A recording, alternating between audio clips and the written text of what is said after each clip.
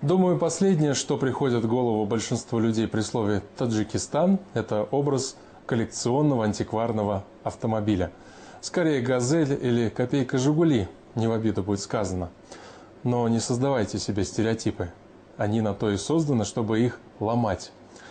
В республике много настоящих ценителей, фанатов ретро-автомобилей. В поисках какого-нибудь грузовика военного времени или Кадиллака, выпущенного ограниченным тиражом в 50-х, они ездят по дальним весям и кишлакам. И, как ни удивительно, находят именно там, в глухих таджикских кишлаках, а не на выставке где-нибудь в Монте-Карло.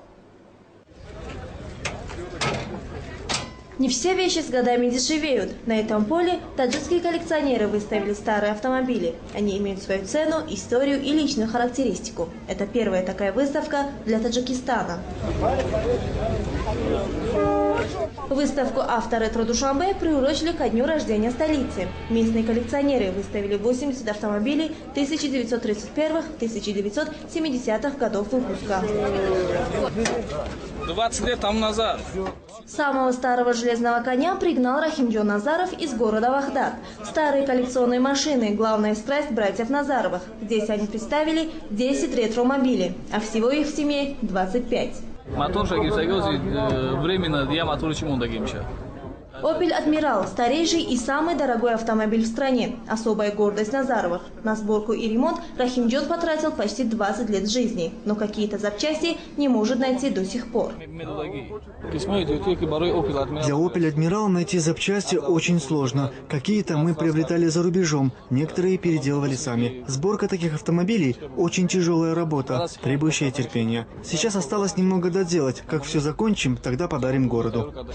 Абдушукур Динаев никому не собирается дарить свой боевой автомобиль, не думает и о продаже, хотя ему постоянно предлагают хорошую цену. Это бронированный автомобиль. На нем в советское время ездили только первые лица республики. Советский лимузин – так называет свой автомобиль Абдушукур. Когда он его покупал, у него не было ни мотора, ни карбюратора, ни кардана. Коллекционер собирал каждую гаечку по всему бывшему Союзу и сделал все собственными руками. Лимузин по всем меркам раритетный. Эту марку выпустили в 30-х годах в количестве всего 12 штук.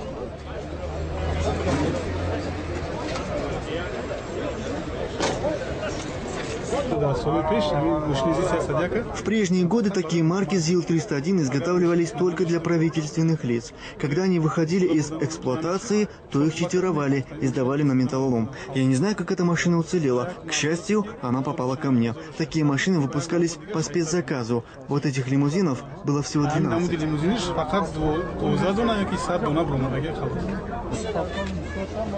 Выставка коллекционных автомобилей стала неожиданным подарком для неизбалованных душанбинцев. Видя такой интерес, власти города предложили клубу ретроавтомобилистов помещение для их драгоценных антикварных экземпляров. Антикварными автомобилями в Таджикистане владеют и министры, и простые смертные. Это особая национальная любовь. Попавшие на выставку, иностранные экспаты не скрывали удивления, что в такой небогатой стране есть такие авто и такое сообщество коллекционеров-фанатиков.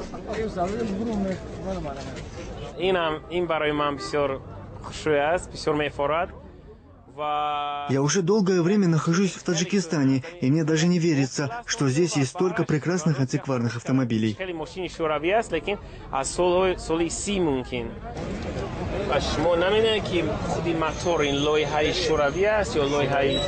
Англичанин Дэвид Харпер в Душанбе впервые увидел модель старой европейской машины. Это знаменитый «Опель», который делали на заказ для первых лиц государств.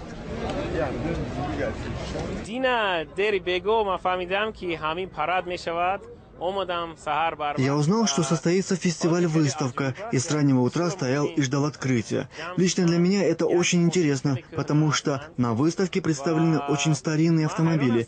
Я, честно говоря, удивлен, что такие машины попали в Душанбе, и как они хорошо сохранились. Некоторые из них так шикарно отремонтированы, что, глядя на них, вспоминаешь былые времена.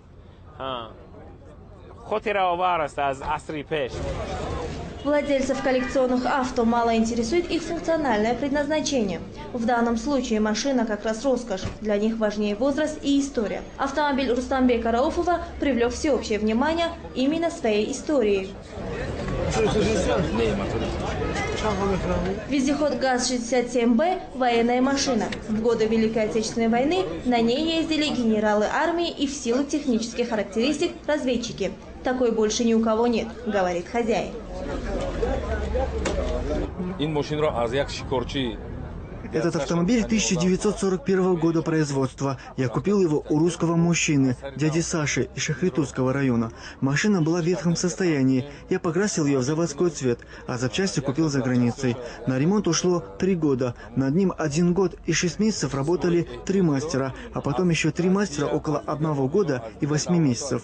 Я готов потратить столько средств, сколько потребуется для полного ремонта, потому что на таком ездили только генералы. После войны каждой советской республике раздавали по одной такой машине, и тогда на них разъезжали чиновники. Владельцы хвастаются, что их автомобили могут стоить и $100 000 и больше. Но специалисты говорят, что пока это все же хобби для избранных. Вот и на первой выставке «Авторетро Душанбе» ни одной сделки не заключили. Люди предпочитали фотографироваться на фоне красивых машин и заглянуть внутрь. Но вот про цены никто не спрашивал.